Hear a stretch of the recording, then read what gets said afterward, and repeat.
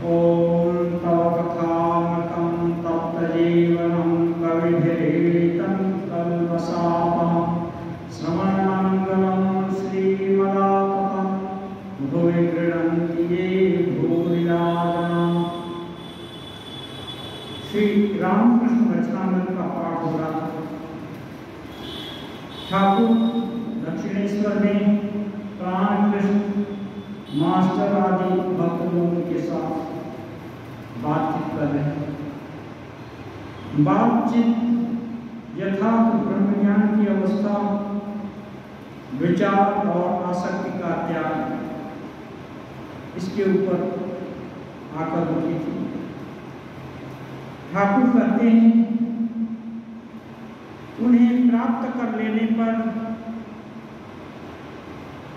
उनमें समाधि मग्न हो जाने पर फिर ज्ञान विचार नहीं होता।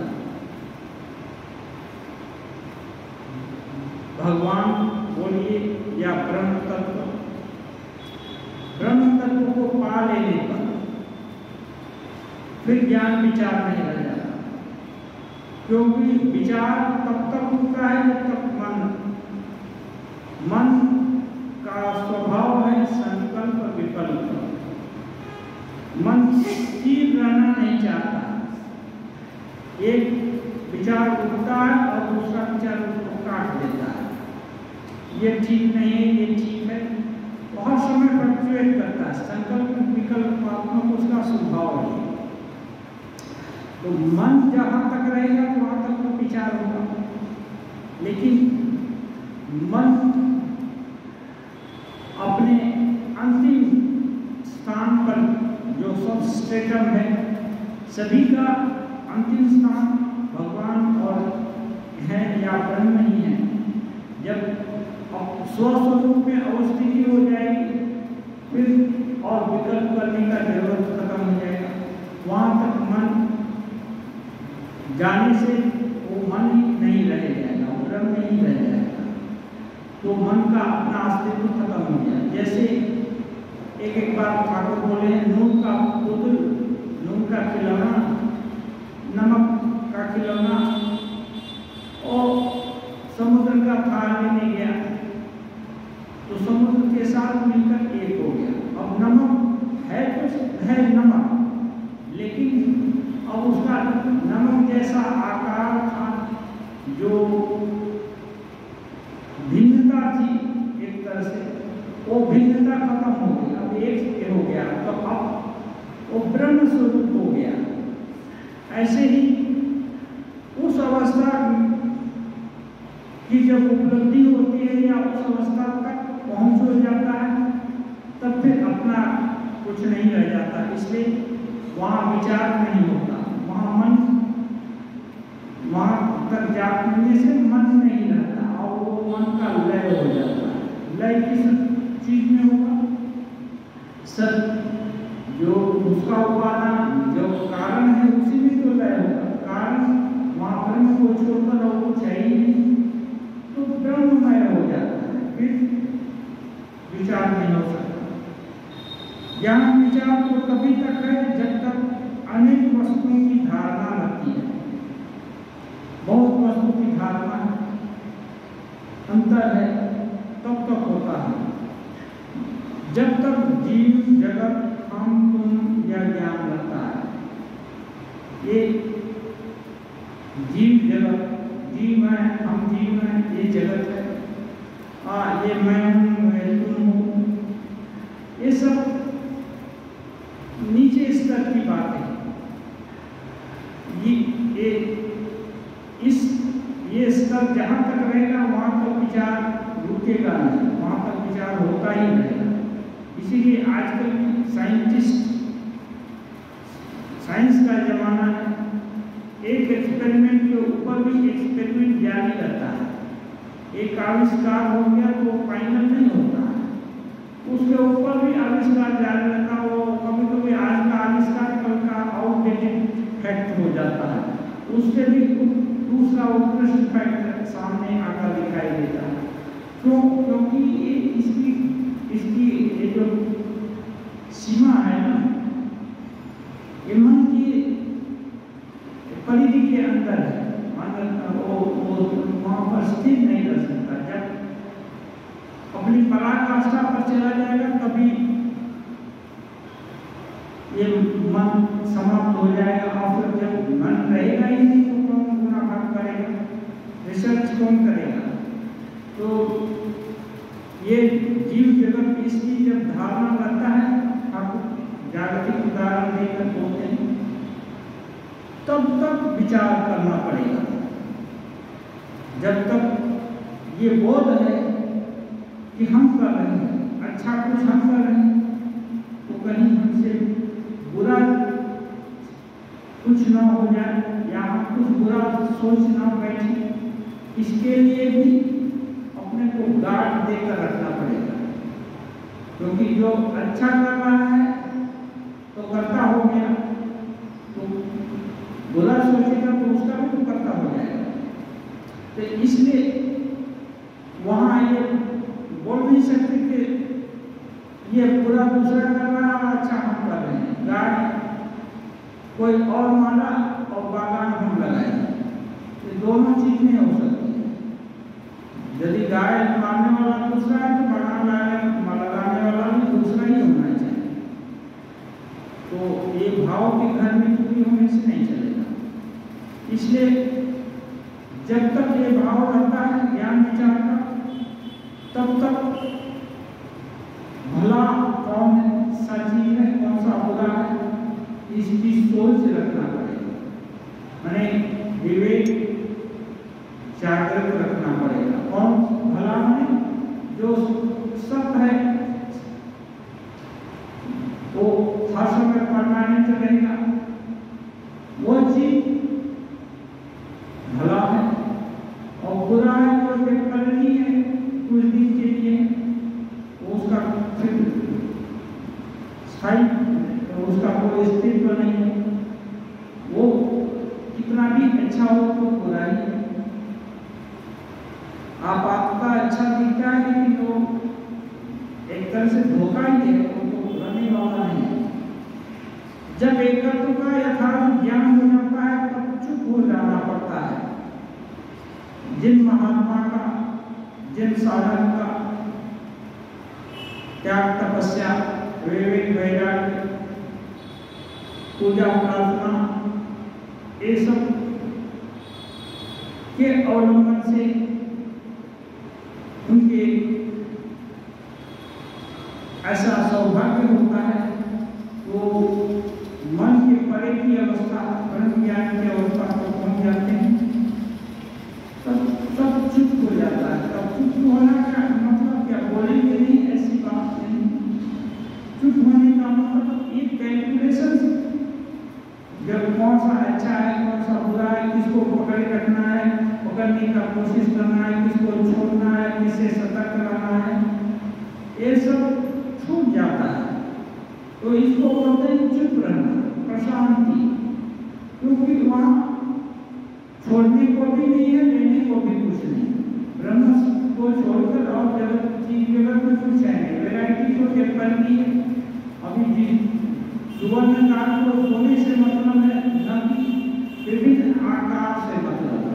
तो जो जगत में एक ही चीज देख लिया, ब्रह्म ही सार है, वही विभिन्न रूप में विभिन्न लीला कर रहे हैं या जो भी उनका खेला चल रहा है, तो उसको कोई फर्क नहीं पड़ता। कबीरदास जी बोलते हैं, गिरह उजाड़ एक सब देखो। गिरह माने भरा पूरा सब कुछ है, संपन्न, हाँ, धन धान्य से संपन्न, परिवार, सुख, समृद्धि और जो कुछ भी रहे, देश काल सब सभी चीज ठीक ठाक है। तो वो गिरह उजाड़ में सब तरफ भयावह अवस्था, कहीं ठीक ठाक नहीं है, हर जगह अशांति, कलह और मार काट या स्मशान की व्यवस्था हो गई है। वो ऐसे महापुरुष को सबको एक ही जानते हैं। अभी इसको समझना बड़ा कठिन चीज है। अच्छा है उसको तो एक सब बता सोचना आसान है, लेकिन उजाड़ भी एक ही तराजू पर रखने लायक है, ये समझना बड़ा कठिन है। इसलिए वो आयाम नहीं भूल जाने से ये समझा नहीं जा सकता। तो ऐसे महापुरुष हुए हैं, ये ठाकुर होते हैं जैसे त्रैलोक्य स्वामी। इन महापुरुष को देखने से सुना है वो एकदम कड़ाके की बनारस की धूप और रेत में 50 डिग्री सेल्सियस कभी 45 डिग्री सेल्सियस धूप हो जाता है, उसमें एकदम निर्विकार पड़े हुए हैं, एकदम बढ़िया आवाज में, जैसे एसी रूम है ना, लोग थोड़ा स्वच्छता का फील करते हैं सुनना, ऐसे त्रैलोक्य स्वामी इतनी भयंकर तपती धूप में और बालू के ऊपर आराम कर रहे हैं। प्रसन्न ये है, कोई उनको आह्वान विसर्जन नहीं। और वही त्रैलोक्य स्वामी जब कड़ाके की शीत होती है, पानी में हाथ पड़ने से हाथ टीना हो जाता है, ऐसे टीना हो जाता है, तब भी गंगा जी में तीर के वेग से गंगा जी के उल्टी दिशा में तैरते हैं, तीर के वेग से। अभी तीर के वेग से तो आदमी कैसे तैरेगा? उनकी इच्छा हुई कि तीर के वेग से जाएंगे तो उसी उनका शरीर, भारी भरकम शरीर एकदम तैरने एकदम उल्टी दिशा में ये करता है। तो ऐसे सिद्ध संकल्प लोग के दिल में आह्वान विसर्जन कुछ नहीं रहता और ये शांत हो जाते हैं।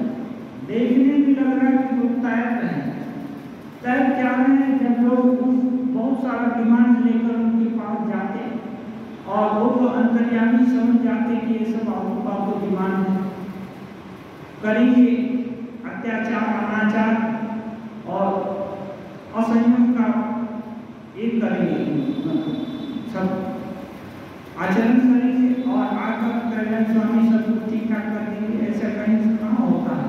तो जब बात नहीं करना चाहते या देखते कि लोग पीड़ा देने आएंगे तो इतना सीख में गंगा जी में डूब जाएंगे और गंगा जी में कौन जाएगा?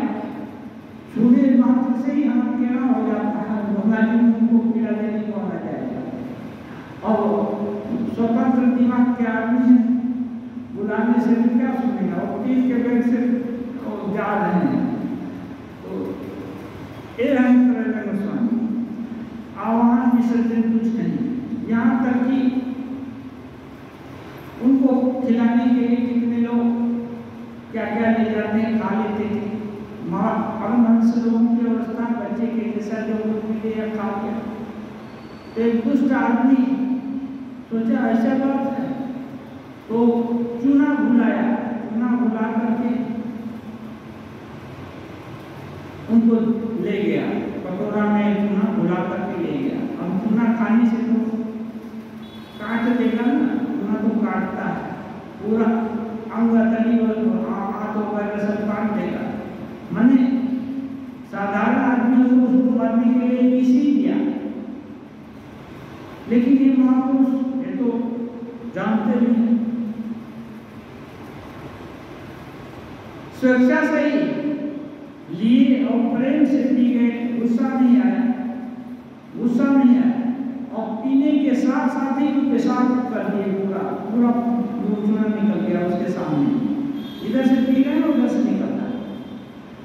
तो इनकी इच्छा मात्र से ही सब कुछ हो जाता है, माने प्रकृति पर हर चीज पर उनका नियंत्रण है।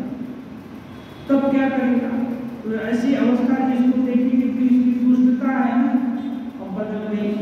हाँ, देखा कि नहीं ये प्रभावशाली है, ऐसा नहीं है कि केवल आदित्य संत खाने के लिए ही, हाँ मात्र से।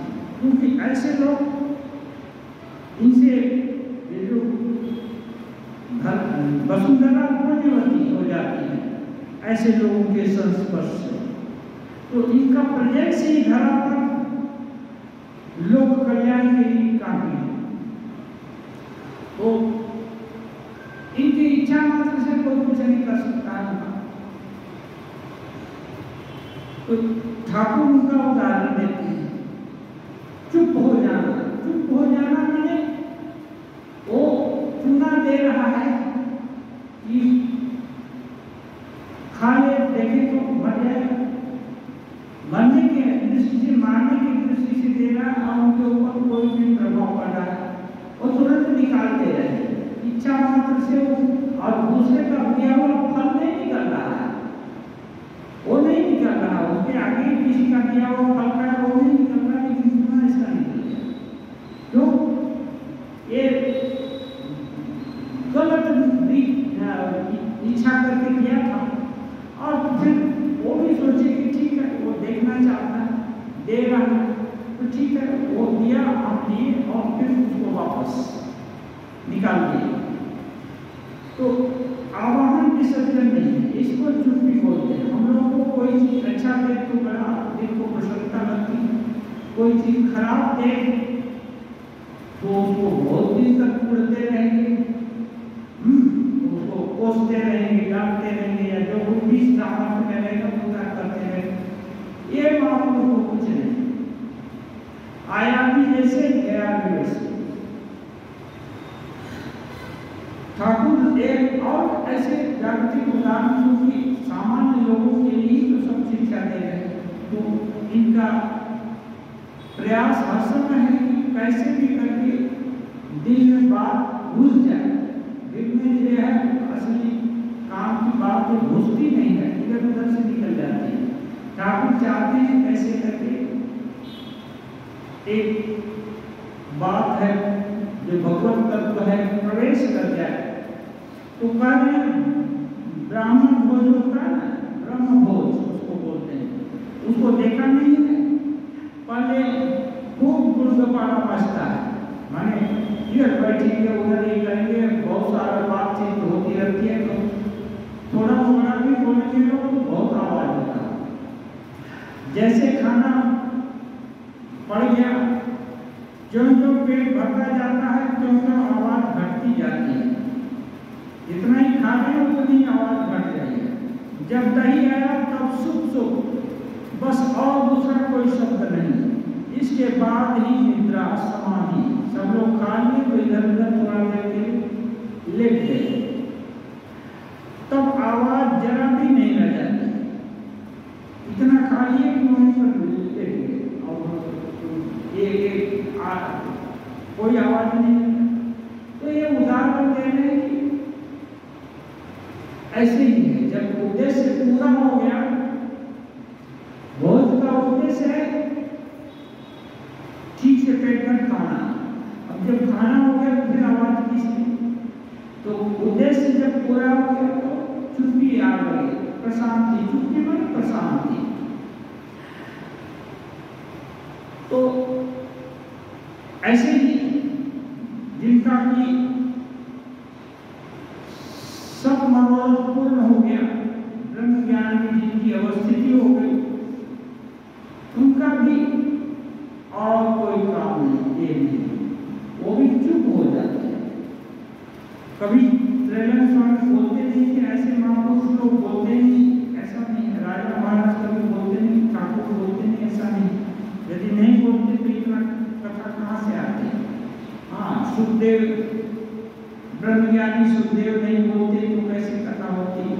याज्ञवल्क्य मुनि नहीं बोलते तो कैसे होता? हाँ, भरद्वाज जी नहीं बोलते तो ऐसा नहीं। वाल्मीकि, सभी लोग, ऋषि महर्षि लोग, नारद, और ये लोग सब उपदेश दिए हैं, लेकिन एक प्रशांति है, ये बोलकर भी चुप, हमको कोई आह्वान विसर्जन नहीं है, कोई आसक्ति नहीं है। तो कृपा के कारण थोड़ी करुणा बस उच्च तत्व की बातें जिसे साधारण लोग सहज में ग्रहण कर सकें, इसलिए बताए हैं। मास्टर और प्राण कृष्ण से कितने ही ऐसे हैं जो ब्रह्म ज्ञान की कीन मारते हैं, परंतु नीचे स्तर की बातें लेकर मंगलाते हैं। अब यहाँ धोखाधड़ी है,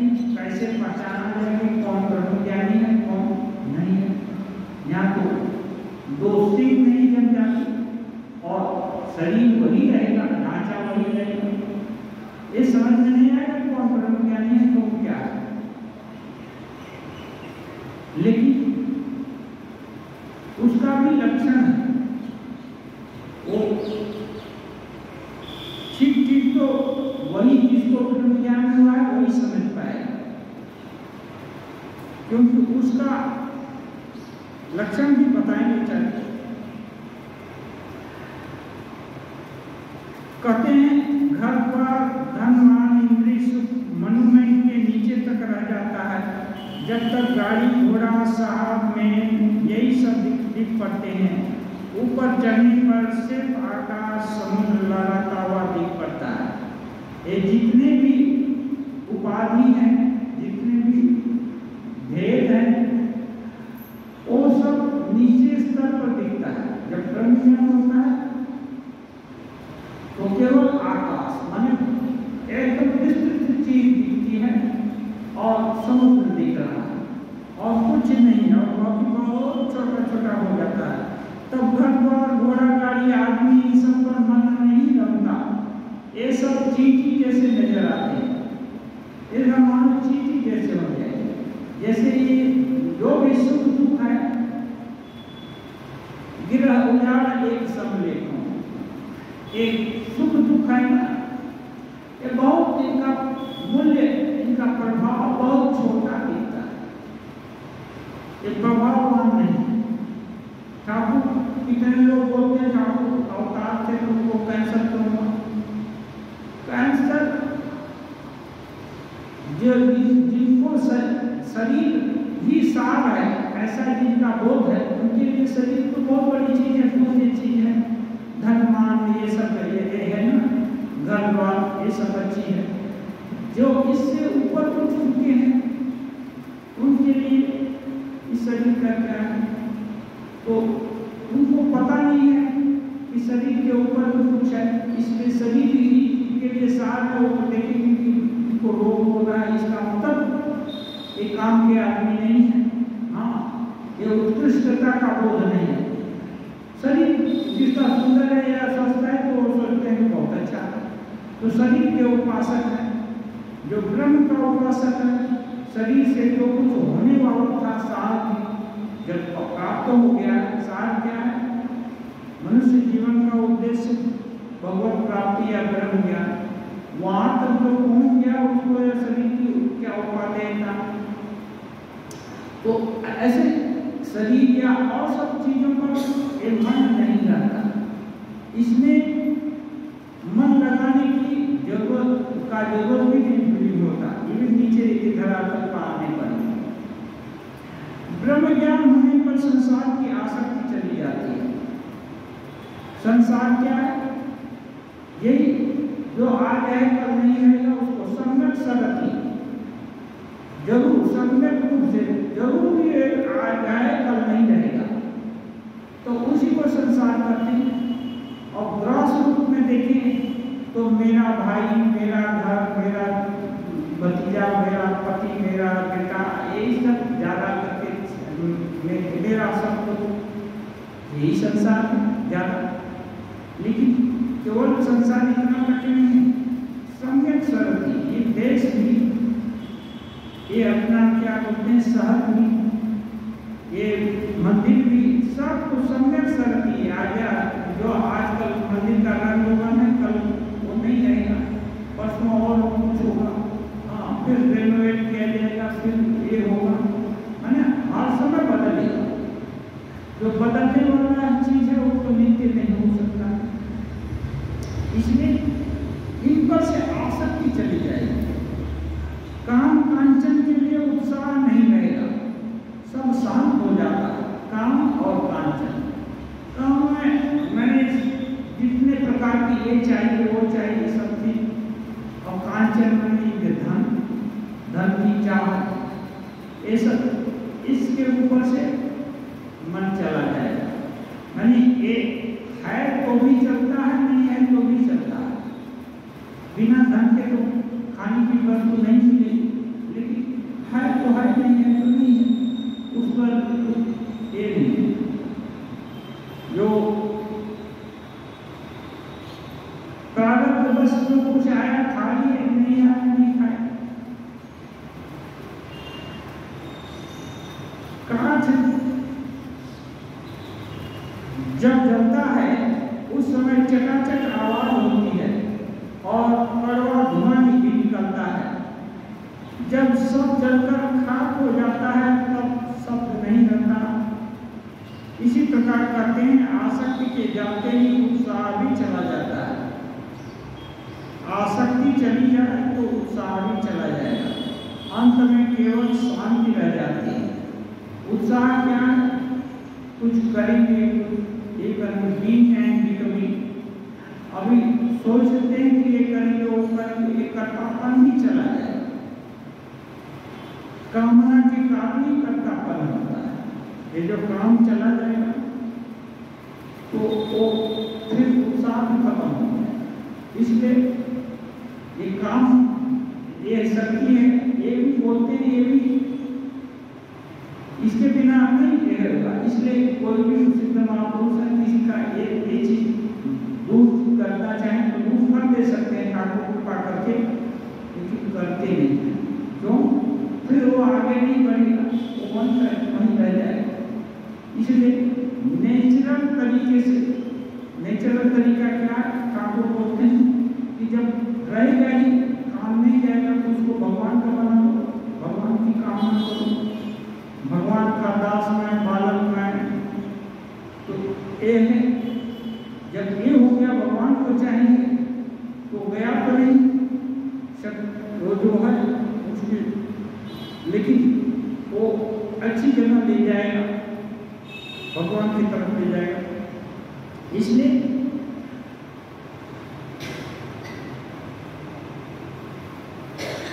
काम खत्म नहीं कर जब तक कि वस्तु की प्राप्ति नहीं होती।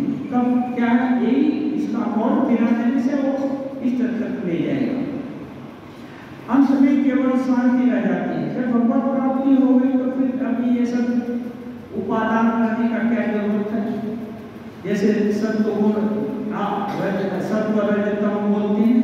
अब जब सत्वगुण ये बोलते हैं, जो सात्विक जो है वो पहुंचा दिया, घर तक दिखा दिया कि अब ये तुम्हारा घर देखो, उधर वहां उधर जाओ, अब इस रास्ते से चले जाना, अब आगे हम नहीं जा सकते।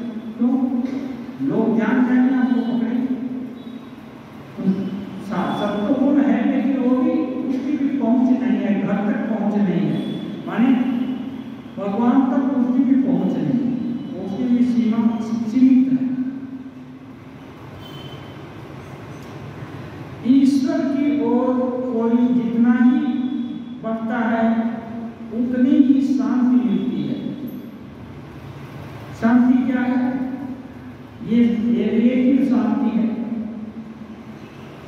एक तो है पूरी शांति, भगवत प्राप्ति हो गई, कोई पाना ही शेष नहीं, मन मस्त हो आप तो क्यों बोले। अब मस्ती आ गई है, भगवत प्राप्ति की वो नशा, भगवत नशा हो गई तो अब दूसरा क्या चाहिए? कुछ नहीं चाहिए। लेकिन उस तरफ जो जाना शुरू करता है वो प्रशांति होती है। जो जिंदगी का सुख दुख जो है, जिसमें कि आसक्ति अनासक्ति का ये जो दौर है, खींचा तानी चलती रहती है, एक धीरे धीरे कम होता जाता है और शांति है, संतोष है, ये बढ़ता जाता है और इसको सहने की क्षमता बढ़ती जाती है। दुख आया तो झंझट आया, उस झंझट को टैकल करने के लिए उसको उसका सही समाधान ढूंढने की शक्ति आ जाती है। और फिर तनावग्रस्त जो मन है, मन का तनाव कम हो जाता है, कम होता जाता है धीरे धीरे। हाँ, क्योंकि आशा बढ़ती जाती है। क्यों? एक है बड़ रखवा रमापति जासो, एक धारणा होने लगती है कि भीतर में दैवी शक्ति है, सपोर्ट में है, क्योंकि उसकी तरफ हम बढ़ रहे हैं। तो जब बहुत बड़ा कोई रक्षक मिलने वाला है अपना, तो फिर इतना उत्साह हो जाता है कि आदमी स्वयं भी बहुत प्रयास करने लगता है। जैसे ये मैराथन का दौर है, तो उस समय एक सहायता के लिए जब आया तो एक ये राजा सहायता मांगा था, इस देश का लोग सहायता मांगा था दूसरे अपने मित्र देश के राजा लोग से। फिर वहां तक ये मैराथन गया दौड़कर, और दूसरा दौड़कर आ नहीं सकता, उतना फिर ले लिया बेचारा लाकर। जैसे ही खबर दिया कि वो लोग आ गए, आपको ये होइए सजग रहिए, वो आ रहा है। आज कहते ही ये तो मर गया, क्योंकि इतनी दूरी तक थका था और गया, वो वहीं प्राण पक्षी उड़ गए। लेकिन ये इस यहाँ के नागरिक लोगों का इतना जज्बा हुआ, इतना उत्साह बढ़ा कि ये लोग खुद ही भेड़ी बजा दिए, और जब तक दोस्त देश वाले आकर सहायता करेंगे तब तक ये लोग जीत चुके थे। ऐसे ही जिनको कल्पना हो जाती है कि भगवान पीछे से रक्षक है, वो हमारा हित का की बात सोचते हैं, वो अपना कल्याण करेंगे, तो साधक को भी बहुत निश्चिंतता आ जाती है। फिर दुश्चिंता नहीं रहती कि मेरा क्या होगा, वो सब धीरे धीरे जाता रहता है। फिर ठाकुर बोलते हैं ईश्वर की ओर कोई जितना ही बढ़ता है उतनी ही शांति मिलती है। तो यही शांति है, एकदम प्रशांति तो ईश्वर के पास में जाने से हो जाएगी। उसके बाद शांति शांति शांति, फिर प्रशांति, धीरे धीरे यही शांति बढ़कर प्रशांति में परिणत होगी, जब पूर्ण ईश्वर के का सानिध्य हो जाएगा। उदाहरण देते हैं, गंगा के निकट जितना ही जाया जाता है उतना ही शीतलता का अनुभव होता जाता है। गर्मी के दिन में शीतकाल में जाने से तो पता नहीं चलेगा, गर्मी के दिन में कोई जाए धीरे धीरे जितना ही आगे बढ़ेंगे वो लगता है ऊपर से तप रहा है, लेकिन एकदम गंगा जी के किनारे पड़ जाने से कुछ धूप नहीं लगती है, धूप नहीं लगती है, एकदम ठंडा। तो एक चीज वहां जाने से पता चलेगा। इसलिए और उस समय नहाए तो गंगा जी का जल ठंडा रहता है, लेकिन उससे शीत नहीं लगती और अच्छा लगता है, प्रशांति मिलती है। तो ये है पास में जाने से। ऐसे ही जिसको भगवत दर्शन हो गया, भगवान लाभ हो गया, फिर जल में कूदने का मतलब गंगा जी में कूद गया, भगवान लाभ हो गया। तो जिसको भगवान लाभ हो गया, फिर और अशांति की बात ही खत्म हो गई, तो इसको प्रशांति बोलते हैं।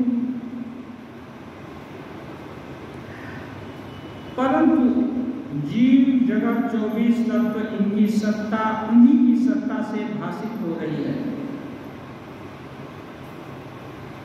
अब एक दूसरी बात कह रहे था, भले ही प्रशांति हो जाए, एक साधन त्रैलोक्य स्वामी को ब्रह्म ज्ञान हो जाए, लेकिन बाकी सबको हो गया। त्रैलोक्य स्वामी जी को भी मालूम है बाकी सबको नहीं हुआ है, नहीं तो उनको चूना का पानी थोड़े देगा।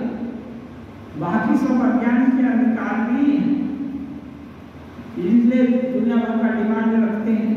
हाँ, साधु को शांति से बैठने नहीं देना चाहते।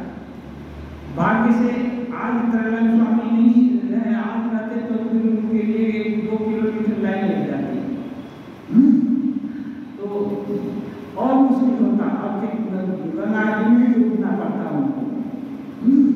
तो इसलिए वो भी जानते हैं कि ये लोग दूसरे धरातल पर है, इसलिए ठाकुर बोलते हैं परंतु जीव जगत 24 तत्व इनकी सत्ता, उन्हीं की सत्ता से भाषित हो रही है।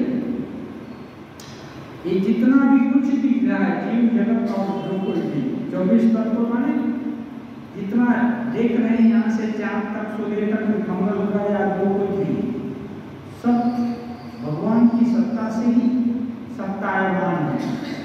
हाँ, ये समझना पड़ेगा साधारण दृष्टि से, उनकी सत्ता से सभी सत्तावान हैं। तो क्या होगा, उन्हें छोड़ देने पर कुछ भी नहीं रह जाता। ये यदि साधक छोड़ने की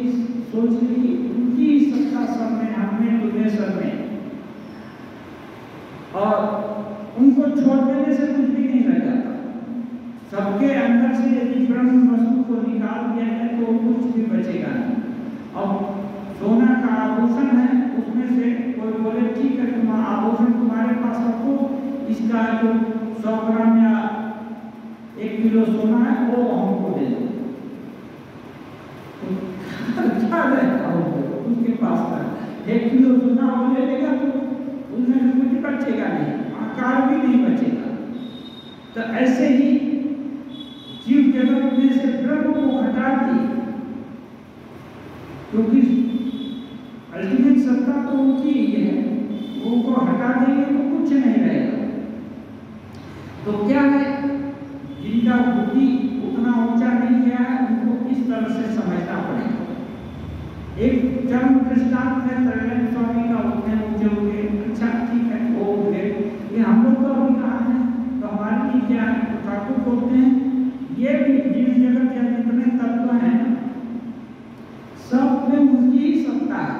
ऐसा नहीं कि सत्ता नहीं होता तो त्रैलोक्य स्वामी उतने ऊंचे हो जाए, ऐसा नहीं, सत्ता है सबके अंदर, लेकिन क्या है दिखाई नहीं पड़ता ना। ठाकुर ये बोल रहे हैं कैसे है, एक के बाद शून्य रखने से संख्या बढ़ जाती है, एक को निकाल डालो तो शून्य का कोई अर्थ नहीं रह जाता। ऐसे ही एक के बाद हजारों शून्य लगा दिया, उसकी उसका मूल्य एक हटा दिया, 0 ही रह गया। ऐसे ही ब्रह्म तत्व को हटा दिया तो कुछ भी नहीं बचता। इसलिए मानना है कि सबके अंदर ब्रह्म तत्व है। यदि इतना भी मान लिए तो बहुत झंझट दूर हो जाएगा, क्योंकि मान्यता के कारण ही ये मेरा है तो उसके लिए मन गिनती करने तैयार है, और दूसरे का है तो उसके लिए थोड़ा सा भी सोचने के लिए भी ये नहीं है, क्या समय नहीं है, फुर्सत नहीं है, बस आंख कान पर पट्टी देकर धीरे से सड़क जाना चाहते हैं, ये हो जाता है। तो इसलिए यदि ब्रह्म तत्व ही सब जगह मालूम हो जाए तो समाज में भी या इस जगत में भी जो बात हम लोग वर्ताव करते हैं, क्रियाकलाप एक दूसरे के साथ हमारा रिलेशन होता है करते हैं, वो उसमें भी सौम्यता रहेगी, उसमें भी शिष्टता रहेगी। प्राण कृष्ण पर कृपा करने के लिए श्री रामकृष्ण अपनी अवस्था के संबंध में कह रहे हैं। ब्रह्म ज्ञान के उपरांत भक्ति कामना है। ये सब जितना कर रहे हैं ये आशा दिलाने के लिए कि बड़ी कोई चीज है, उसको वहां तक कोई जा सकता है, चाहे तो प्रयास करेगा। ये भी इसलिए बोल रहे हैं जीव जगत में सब वही ही सत्ता है, लेकिन घूम फिर करके फिर ये बोलने से ही ठाकुर के तो सबको ब्रह्म ज्ञान हो नहीं जा रहा, तो क्या करेगा। विभिन्न तरह की जिज्ञासा रहती है, क्या होगा क्या नहीं होगा, क्योंकि हम लोग बहुत कैलकुलेशन कर लेते हैं, दिल दिमाग का ना हर समय कैलकुलेट करता रहता है। जब पूरा सटीक कैलकुलेशन बैठ जाएगा कि नहीं इससे लाभ होगा और ये हम कर पाएंगे, हमारे बस में है, हम इसमें सक्षम होंगे, तब कोशिश करते हैं अच्छा ठीक है इसके लिए प्रयास करेंगे। बस ये जब हो जाए तो बहुत बड़ी बात होगी, इसके लिए प्रयास करेंगे, ठीक करेंगे। अधिकांश लोग जो है वो तो केवल सुनते हैं, ठीक से डिटर्मिनेशन नहीं हुआ, सुनते हैं दूसरे दिन भूल जाते हैं, दूसरे क्षण भूल जाते हैं। इसलिए ठाकुर बार बार कर रहे हैं जिससे एक डिटर्मिनेशन तो हो नहीं है, कोई वस्तु है ये हमारी होनी चाहिए। जब चाहने से कोई वस्तु मिलती है तो श्रेष्ठ वस्तु है, यदि तो हमको क्यों नहीं मिली, क्यों नहीं मिली। तो लेकिन ये होता नहीं है, बहुत सारे चीज चाह लेते हैं लेकिन उसको नहीं चाहते। तो इसलिए ठाकुर विभिन्न तरह से बोल रहे हैं। अब बोल रहे हैं ब्रह्म ज्ञान हो जाएगा तो उसके बाद क्या होगा। श्री रामकृष्ण ब्रह्म ज्ञान के पश्चात समाधि के पश्चात कोई नीचे उतरकर विद्या का मैं भक्ति का मय लेकर रहते हैं,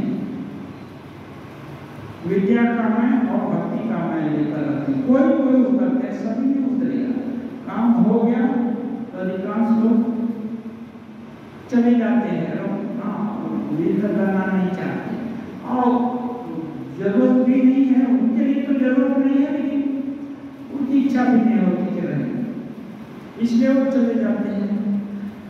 ठाकुर बोलते हैं हाथ का क्रय विक्रय समाप्त हो जाने पर कुछ लोग अपनी इच्छा अनुसार हाथ में ही रह जाते हैं। जैसे नारद आदि बाजार में जाता है खरीद करने के लिए, सब लोग बाजार में थोड़े रह जाता है, फिर खरीदा हुआ सामान ले जाता है, धीरे धीरे पकाएगा, कोई खाएगा, कुछ इस्तेमाल करेगा विभिन्न तरह से। लेकिन कुछ लोग रह जाते हैं बाजार में, थोड़ा घूमते हैं कि अच्छा सब तो चला गया, अभी देखिए क्या चीज है। हाँ, तो ऐसे भी लोग होते हैं। तो ऐसे में है ये मैंने जीवन का उद्देश्य पूरा हो गया, ब्रह्म ज्ञान हो गया, भगवत लाभ हो गया, तो फिर अधिकांश लोग यहाँ रहना पसंद नहीं करते, काम हो गया और उनकी सामर्थ्य भी नहीं होती यहाँ रहना, क्योंकि बाजार में सब लोग रह जाएगा तो बेहोश ही हो जाएगा, कोई रहने भी नहीं देगा, पुलिस भी हटाएगा। सब लोग यदि हर समय रहे बाजार में तो बेहोश हो जाएगा। तो इसलिए क्षमता भी सबके को दी नहीं गई है। ठाकुर बोलते हैं सूखे जब पत्ता सूख जाता है ना तो पेड़ में कहाँ टिकता है, तो नीचे धीरे से आ जाता है। लेकिन ऐसे तो 6 महीना 8 महीना पत्ता लगा रहता है पेड़ में, तो उसका रिलेशन आदान प्रदान चलता रहता है, इसलिए लगा रहता है। और जब सूख गया और लेन देन पेड़ से खत्म हो गया तो पत्ता अपना स्थान खोज लेता है। तो ऐसे ही ये शरीर झड़ जाता है मुक्त पुरुषों का और वो ब्रह्म तत्व में लीन हो जाते हैं। और कहाँ जाएंगे, खत्म नहीं होते, खत्म नहीं होते, ब्रह्म तत्व में लीन हो जाएंगे। लेकिन कुछ रह जाते हैं, बोलते हैं जैसे नारद आदि भक्ति का मय लेकर लोक शिक्षा के लिए संसार में रहते हैं। नारद ऋषि ऐसे लोग, सुखदेव जी, ये लोग भक्ति का मय, भक्ति का मय क्या है, मैं भगवान का हूँ या ब्रह्म तत्व की शिक्षा देती है। इस लोक कल्याण का जो लोकानुग्रह इसको बोलते हैं, लोगों के प्रति। अभी एक गुरु लोग ये आप तक पुरुष यदि न बताए तो किसको ज्ञान होगा। आजकल हम लोग जो जितना टीचर देखते हैं या ये देखते हैं सभी लोग ये तो सभी ब्रह्म ज्ञानी नहीं है, उनकी रेप्लिका का भी जरूरत है। पाठ छोटा छोटा पाठ पढ़ा करके ट्रेन करके रखेंगे तो जो असली गुरु मिलेंगे वो थोड़ा सा बता देंगे तो उनको जल्दी होगा।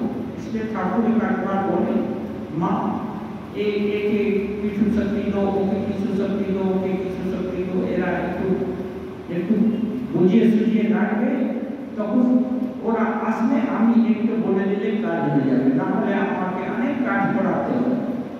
हाँ, उनका काम बढ़ जाता है ठाकुर का, कितना बकेंगे, बोलते बोलते थक जाएंगे तब भी नहीं होता है, क्योंकि सुनेगा नहीं।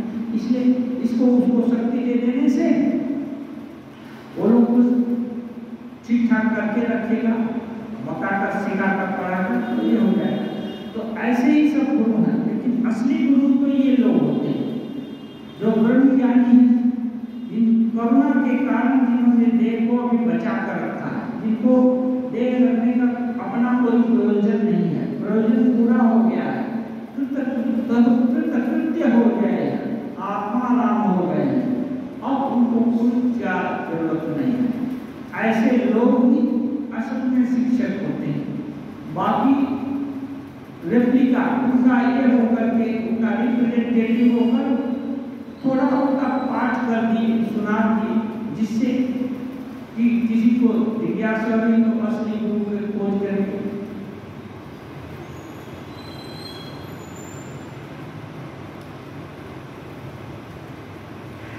कहते हैं शंकराचार्य ने लोक शिक्षा के लिए विद्या का मय रखा।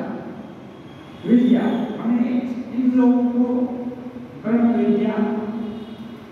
थोड़ा आभास देंगे जिससे ये लोग साधना करने का विवेक वैराग्य का अवलंबन करके करेंगे। तो 4 मठ 4 कोने पर स्थापित किए, कुछ लोगों को दीक्षा भी दिए और बहुत सारा शास्त्रार्थ करके भी लिखी। तो शंकराचार्य जी का बहुत सारा योगदान विद्या का प्रचार किए, ब्रह्म विद्या का। तो इसके कारण शंकराचार्य का खुद का प्रयोजन नहीं था, उनसे उनको कुछ मिलने वाला नहीं था, उनकी चाहत भी नहीं थी, अंत में कुछ लिए भी नहीं। इवन एक कापाली इतने बुद्धिमान, इतने विद्वान, सारा भारत में बहुत सारा, इवन ये सुरेश्वराचार्य को परास्त किए, उनकी पत्नी को परास्त किए, उसके प्रश्न का जवाब देने के लिए उनको दूसरे के शरीर में प्रवेश करके ये काम सूत्र का ये सब जानना पड़ा रहस्य। इतना जो श्रेष्ठ ज्ञानी है, एक कापाली धीरे से उनसे मिलता है और विनती करता है कि आप तो कृत्य हैं, कृतार्थ हो गए हैं, लेकिन हमारा तो अभी सब बाकी है। हाँ, यदि आप कृपा करके हमारा अनुरोध सुने। क्या है अनुरोध? बोलता है कि आप जैसे शुद्ध बुद्ध नर की यदि बलि की जाए तो माँ प्रसन्ना होकर के हमारा कृतार्थ कर देगी। एक में से छोटा बालक फुसला करके इनको एक कर दिया गया, मान लिए। तो इसका मतलब क्या? शंकराचार्य की बुद्धि मारी गई थी, बेवकूफ हो गए थे? ऐसी बात नहीं। ये आवाहन, विसर्जन, प्राप्ति और अप्राप्ति, ये जो पाया हुआ है उसके रक्षण और अप्राप्त है उसके पाने के लिए, ये सब उनके अपने किए तो सब पूरा हो चुका था। वो दे रही या जाए इसका उसमें कोई बोध नहीं था, वो स्वीकार कर लिया। और वो भी बोला कि ये पुत्र की स्थिति जिसे होना चाहिए तो आपके शिष्य हमारे को मार डालेंगे, वो भी मान लिया। सोचिए, इसमें कॉन्स्पिरेसी नहीं है, इतना बुद्धिमान लोग भी मान लिए और गए भी। अंतिम क्षण जब होने वाला था तभी ये एक शिष्य के अंदर नृसिंह भगवान का ये हुआ, क्या बोलते हैं, उनका भर होता है। खोज रहे थे शिष्य, हठात इनके अंदर भर हुआ और इनको पूरा मालूम हो गया कहाँ क्या है। अब शेर दौड़े तो उसके दौड़ में तो बहुत ताकत है ना, वो कहीं जा सकता है जंगलता से। अब जाकर उसका तलवार लेकर उसी को खत्म कर दिया। खत्म कर रहे हैं तब भी सुरेश्वर क्या करते हैं, शंकराचार्य उसका भी विरोध नहीं किया, मानो मूक दर्शक बने हुए। अब चेला लोग डांटेगा, ये भी ये नहीं है क्या शंकराचार्य को, ये भी नहीं है कि चेला लोग डांटेंगे आप ये सब क्यों करने गए। हाँ, और उन लोग भी कुछ नहीं किया गुरु के बर्ताव। तो इसका मतलब क्या है? इसका मतलब यही है कि ये लोग आत्म काम पुरुष हैं। अभी ये इतना पूरा देश में घूमे, इतना शास्त्रार्थ किए, इतना सब किए, लेकिन एक छोटा सा ये तांत्रिक रिक्वेस्ट किया और जान देने को तैयार हो गए। हाँ, अपने लिए, अपने से यदि किसी का हित हो सकता है तो ये उसके हित को उतना ही ये देते हैं, उतनी ही मान्यता देते हैं जितना कि इनका और कोई काम, क्योंकि ये हित और अनहित से ऊपर हो चुके और इनको जो अपने जन्म में पाना था वो प्राप्ति हो चुकी है, इसलिए इसको कम में गिना नहीं जाना चाहिए। हाँ, क्या भावना रही होगी कि नहीं एक और उत्तर रीति से छुप करके छुपा करके ले जाएगा और उसके साथ चल दिएगा। हाँ, एक आश्चर्य की बात है, लेकिन नहीं, ये इसके पीछे यदि लॉजिक हम लोग सोचे, कहीं किताब में लिखा नहीं है, लेकिन ये सब पढ़ने से ये मालूम होता है कि इनको अपने शरीर का मोह नहीं है। सच में आप पुरुष हैं, ज्ञानी पुरुष हैं, विदेह पुरुष हैं, नहीं तो इतना जो जा करके यहाँ वहाँ शास्त्रार्थ कर रहा है, ये कर रहा है, वो कर रहा है, मन बनाया, ये सब किया, प्लानिंग किया, वो अपना देह विसर्जन करने के लिए वो से ये कर रहा है, तैयार हो गया। तो ये दिखाता है कि नहीं, ये लोग देहाभिमान से बहुत ऊपर उठ गए। हाँ, उनका उद्देश्य पूरा हो गया। तो ये वार्ता प्रमाणित करती है कि देह बोध से हम ऊपर जा सकते हैं और देह का महत्व नहीं रहेगा। यही चीज दूसरे तरीके से श्री रामकृष्ण देव के जीवन में देखने को आती है। पद्मलोचन बोलते हैं कि योगी लोग जो रोग का जगह है वहां यदि अपना मन संयम करे और भावना करें कि वो ठीक हो जाए तो ठीक हो जाएगा। ठाकुर बोलते हैं कि ये क्या बोलना है, आप तो सोचते थे तो पंडित हो, ये क्यों बोल रहे? जिस मन को मां को दे दिया गया है, भगवान को समर्पित कर दिया गया, वो मन को इस मिट्टी के खांचे में डाल देता है। ये मुझसे नहीं होगा, इसका काम हो चुका है। हाँ, तो यदि ठाकुर दिखाते इसका यत्न करते शरीर का, तो उनके चेला लोग और क्या करते, उनके अनुयायी लोग और क्या करते। शरीर ही सार है, इस पर तो एकदम, और ये शरीर सार है, इसको तो समझाने की बात नहीं है। ये तो जन्म से ही आम लोग, सभी जीव जंतु अपने शरीर को महत्व देते हैं। शरीराभिमान से बढ़कर के और कोई अभिमान नहीं है। तो ये अभिमान तो पहले से ही है, और ठाकुर अपने आचरण और व्यवहार से दिखा देंगे कि नहीं, ये शरीर को रक्षा ही अच्छा जरूरत की चीज है। तो लोग इसी को साथ समझने लगेंगे, भगवान को छोड़ देंगे, इसलिए इसको थोड़ा भी मूल्य नहीं दिए। क्यों? एक काम पूरा हो चुका था ठाकुर का, इसलिए ये ठाकुर के भी जीवन में दिखता है। और ये देख रहे हैं आचार्य ऐसे ही महापुरुष लोगों का प्रेमानंद स्वामी काठ के बक्से में अपने को एक चीज करवाए कि देख लीजिए, इस दिन हमको काठ के बक्सा ले आना, उसमें ताला चाबी भी ले आना, ताला चाबी में बांध कर गंगा जी में डुबा देना। अब फिर जो आदमी दीवार से निकल करके आ सकता है, वो आदमी बोलना है कि काठ के बक्से में डाल देना। फिर अभी दिखना है कि अभी एक पंचतत्व में विलीन होकर घूम रहे हैं, सबको देख रहे हैं, मालूम नहीं, क्योंकि शास्त्रों में भी है सिद्ध महापुरुष लोग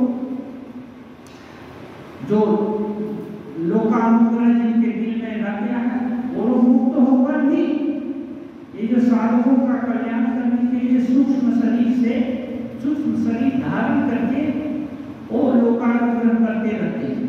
ये हमारा राजा महाराज देखे थे, एक कुटिया में वृंदावन में तपस्या कर रहे थे। 4 बजे उठ करके जनरली साधु लोग जब ध्यान करते हैं, भोर का समय प्रशस्त होता है, जो रात भर जागा नहीं है, रात्रि का ये नहीं किया, वो 4 बजे उठ करके जब ध्यान करते हैं। राजा महाराज को एक दिन नींद लग गई, तो बाबा जी आकर खेल रहे हैं उनको ये सोचे वैसे भ्रम हो रहा होगा, सोएंगे, फिर खेल दिए जोर से, जब जोर से धक्का मारे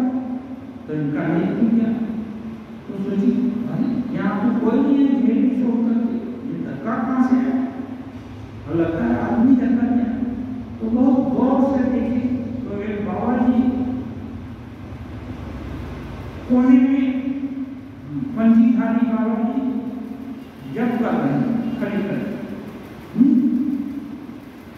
तब तुरंत उठ गए। हाँ, तो ये सब घटना है। अभी भी सिद्धमा पुरुष लोग हैं, अभी भी वो लोग उपदेश आदेश सब कुछ देते हैं, लेकिन यदि साधक चाहे तो उतना उन्नत होगा तब। तो ठाकुर बोलते हैं ये जो नारद आदि है ना, ये ऋषि लोग आज भी उपदेश देते हैं। वाल्मीकि आदि जो मुक्त नहीं हुए होंगे करुणावश, बहुत से सिद्ध मुनि लोग आज भी सूक्ष्म देहधारी, तो ये उनकी प्रेरणा, क्योंकि ईश्वर शक्ति है ना, ईश्वरी शक्ति तो एक ही है। अब साधक के जरूरत के हिसाब से वो नाना रूप धारण कर सकती है। माँ है ना, अपने बेटा बेटी इसको उसको खुश करने के लिए विभिन्न तरह के पकवान बनाती है, कभी नाच गाना करके भी सिखाती है, दिखाती है। हाँ, कभी कहानी भी किस्सा भी सुनाती है, बहुत कुछ नाटक करती है। तो ये जो साधारण माँ इतना नाटक कर सकती है, तो जो सबकी माँ है ब्रह्म तत्व, वो किस साधक के लिए कौन सा रूप नहीं धारण कर सकती है? वो ऋषि वाल्मीकि और व्यास और सुखदेव का रूप धारण क्यों नहीं कर सकती है? वो किसी का भी रूप धारण करके साधक को सांत्वना, उपदेश, आदेश सब कुछ दे सकती है, अभी भी, कभी भी। तो फिर ये लोग यदि मुक्त भी हो गए तो कहाँ जाएंगे? ब्रह्म के साथ ही तो एक है, और कहाँ जाएंगे? तो इसलिए एक अनुग्रह, लेकिन कुछ लोग बोले कि नारद आदि और ये शंकराचार्य, ये लोग इनके अंदर भगवान करुणा रखती, तो ये इसके कारण ये मैं का भाव या दास, ये जो है क्या, विद्या का मैं, भक्ति का मैं, ये लोग रख करके उपदेश आदेश दिए। आसक्ति का नाम रहने से वेद नहीं मिल सकते। अब बोल रहे हैं कि आसक्ति है ना, यानी किसी कहीं भी आसक्ति हो तो नहीं मिल सकती, भगवान नहीं मिल सकते। ठाकुर ये नहीं बोलते हैं कि संसार छोड़ करके साधना करो या ये करो, भजन करो, लेकिन आसक्ति तो छोड़नी ही पड़ेगी। ये तो जानकर ही रखना है कि राम और काम एक साथ नहीं होंगे, एक रहेगा तो दूसरा चला जाएगा। हाँ, तो लेकिन घर में रहकर, संसार में रहकर साधना करने से, एक तो किला में रहकर युद्ध करना जैसा हो, धीरे धीरे धीरे धीरे प्रयास करते करते एक दिन देखेंगे कि बस एक कछुआ के चाल से चलते चलते ही जीत गए। तो ये है सहज, ये है। और बहुत तेज दिखाए और थोड़ी ही देर पर बाद में जाकर मन को इधर उधर डाइवर्ट कर दिए, खरगोश के जैसा, तो नींद आ गई और सो गए और जीते नहीं, तो ऐसे हो जाता है, भूल हो जाती है। ठाकुर बार बार विभिन्न तरह से उदाहरण देकर ये करते हैं। सूत, जैसे सूत के जैसे निकले हुए हूँ तो सुई के भीतर नहीं जा सकता, कितने तरह के उदाहरण देते हैं। सुई में सूता घुसाना, लेकिन एक भी सूत निकला होगा तो घुसेगा नहीं।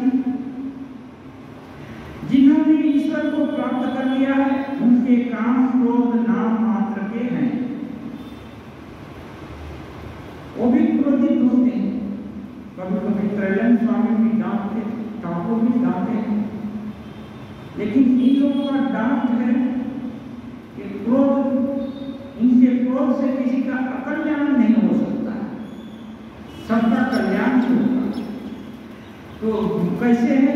जैसे जली रस्सी, रस्सी का आकार तो है परंतु टूटने से ही उड़ जाता है।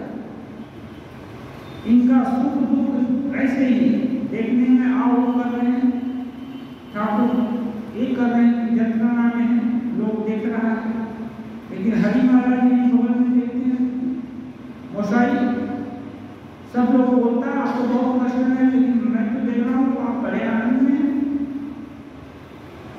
तो ठाकुर बोलते हैं ये सारा धरे कष्ट है, ये समझ गया। तो ये बात है, एक पर्सनालिटी का दो चीज है।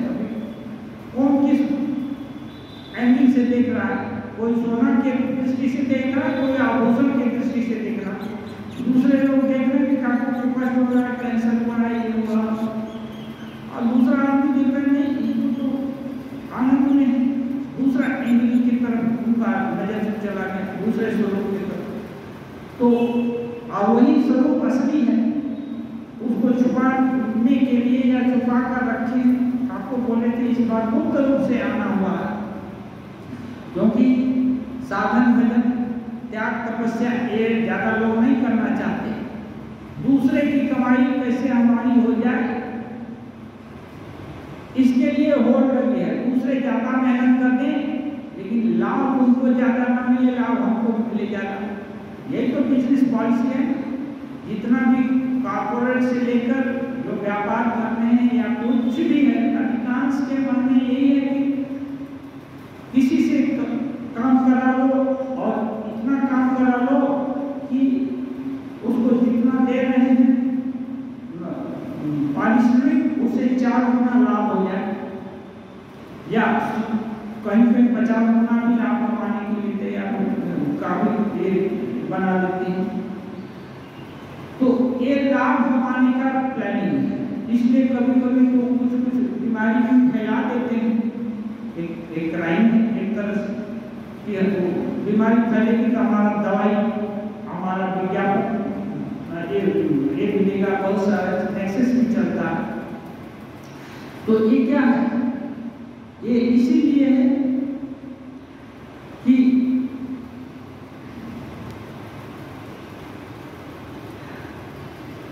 ये लोग जगत को सत्य मान रहे हैं।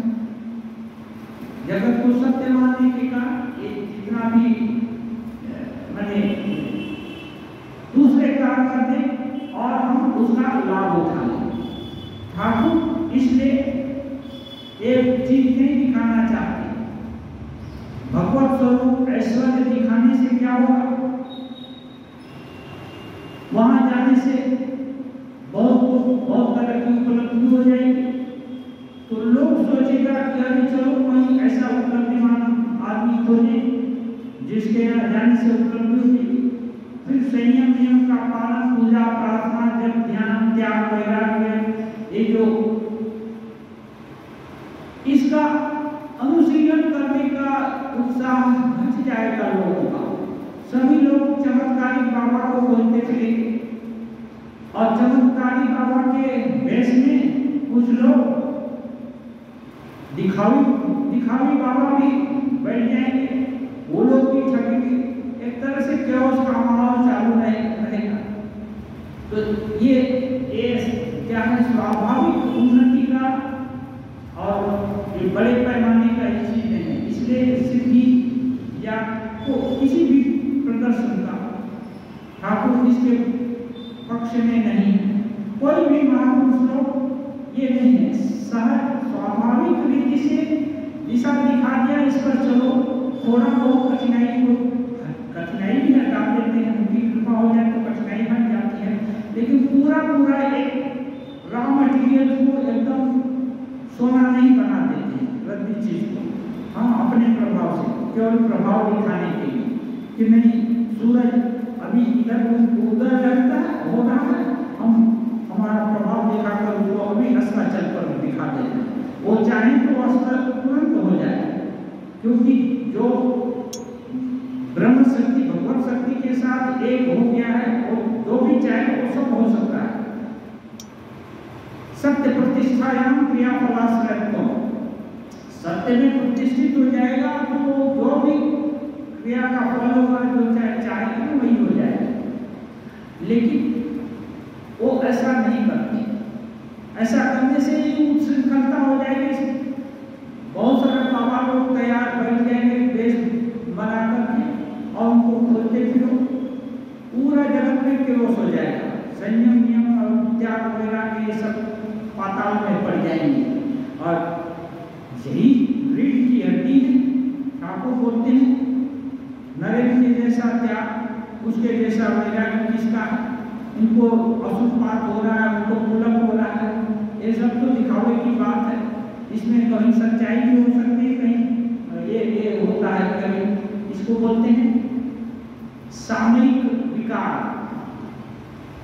सामयिक कभी अच्छी ऐसी कोई बात सुने, नेत्र से टप आंसू, दुख के बाद आंसू टपकने लगे, तो इसका मतलब तो बहुत बड़ा धर्मात्मा महात्मा या उच्च स्तर के साधक थोड़े हो गए। आंसू टपकने से या रोमा खड़ा हो गया, कभी कभी तो डर के मारे भी रोमा खड़ा हो जाता है, तो रोमा यदि खड़ा हो गया तो इसका मतलब थोड़ा उनको परम ज्ञान हो गया। असली चीज है, नरेंद्र को नहीं होता कोई। वो ठाकुर किसको बोलते हैं? देखो उसके जैसा त्याग, उसके वैसा वैराग्य है किसका? त्याग वैराग्य असली चीज है। त्याग वैराग्य क्या है? ब्रह्म वस्तु को छोड़कर और कुछ नहीं चाहिए। उमा बोलती है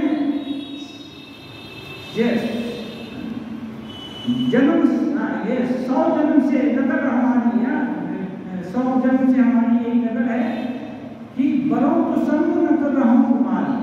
सैकड़ों जन्म से जन्म जन्म हो बीत जाएगा तब भी यही हट है मेरा, बरों तो संग न कर रहा हूं तुम्हारी। हाँ, तो ये है दूसरा चीज नहीं। तो ये त्याग वैराग्य यदि चाहिए, ब्रह्म वस्तु चाहिए, ठाकुर देना चाहते हैं। साधना के द्वारा अष्ट सिद्धि मुझको प्राप्त हुई है, तुम लेगा? वो पूछते हैं मसाई इसके क्या लाभ होगा? भगवान राम में इससे सुविधा होगी? तो ठाकुर बोलते हैं भगवान राम में इससे कुछ नहीं होगा, लेकिन माँ का काम करने में तुमको बहुत सहायता मिलेगी। तब बोलते हैं मसाई रहने दीजिए, पहले भगवान लाभ हो, हाँ उसके बाद उनकी जो इच्छा होगी वो देखा जाएगा। ठाकुर बड़े खुश हुए, वो देना चाह रहे थे, चेला नहीं लेना चाहा, जबरदस्ती किए भी नहीं, बड़े खुश हुए। तो ये इसको त्याग वैराग्य बोलते हैं। और कहाँ ठाकुर बोल दिए ना, तो देख चैतन्य हो, क्या बोलते हैं? 1 मई के दिन अभी भी उत्सव मनाते हैं, बहुत भक्त लोग हुजूम लगाते हैं, सोचते हैं कि उत्सव मनाने से किसी किसी का धारणा हो भी सकता है, उस दिन जाने से ये होगा, क्या बोलते हैं, उद्दीपन तो खैर जरूर होगा सबको ही, भगवत भाव की सृष्टि होती है, जाना चाहिए, लेकिन केवल जाने मात्र से एक दिन चैतन्य हो जाएगा ऐसी भूल धारणा नहीं होनी चाहिए। इतना सहज ठाकुर नहीं है, इसलिए वो ऐसा चमत्कार दिखाने के पक्ष में कभी नहीं रहे, कभी नहीं रहे। वो तो जो भी जिनको भी चैतन्य हुआ बहुत दिन तक वो लोग की साधना किए थे, और वो भी चैतन्य क्या सबको ब्रह्म ज्ञान हो गया, ऐसी बात नहीं। उस दिशा में उनकी गति अग्र हो गई। हाँ, कुछ नहीं करेंगे तो ये रहेगा, ऐसा नहीं है। वहीं पर लाटू महाराज, शरद महाराज ये लोग झाड़ बहार कर रहे थे, घर वालों को हल्ला गुल्ला सुनकर भी नहीं थे। हाँ, अरे जो वहाँ बांट रहा है उसको यहाँ बांटने में क्या फर्क पड़ता है? वो कहीं भी बांट सकता है, अपना है। जो जानता है बच्चा आपकी माँ अपनी है, पिताजी अपने हैं, तो और हमको प्यार करते हैं और हम उनके वारिसदार हैं, तो फिर भला हमको क्यों नहीं देंगे? थोड़ा बड़ा धन दूसरे को दे देते हैं तो उनकी इच्छा है देने दो, तो हम ही सब खाएंगे, ये क्या बात है? हाँ, पिताजी यदि बांट रहे हैं, माताजी यदि बांट रही हैं किसी को, तो उनकी इच्छा है, उनको पूर्ण कर दे दो, हमको एकदम वंचित कर देंगे, ऐसी क्या बात है? हाँ, यदि वो कमा सकते हैं तो उनका ही तो हम और असपुत्र हैं, हम भी कमा लेंगे, उनको जो उनके ऊपर हम लगाम क्यों लगाने जाएंगे? उनकी इच्छा को हम ये करेंगे, ये सोच करके